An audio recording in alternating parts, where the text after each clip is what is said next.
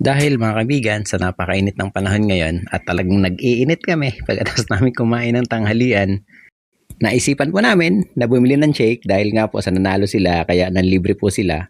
Eto mga kaibigan, napakasariwa sa bawat higop, fresh na fresh, walang halong fake. Tikim na may tunay na prutas sa bawat shake kaya preskong lasa, swak sa init ng panahon.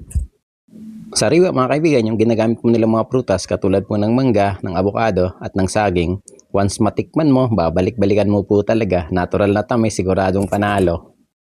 At dahil mga kaibigan, sa libre to, kaya siguradong napakasarap nito. Salamat sa inyo mga kaibigan.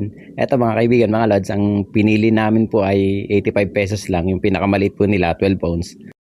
Eto nga kasama ko, si Loverboy. Talaga naman tumulong pa siya para mas lalong sumarap yung aming shake. Eto mga lods, mga kaibigan, siguro napakasarap po nito. Eto na mga kaibigan, napakasarap na shake. Kaya kung init ang kalaban, shake po ang sagot.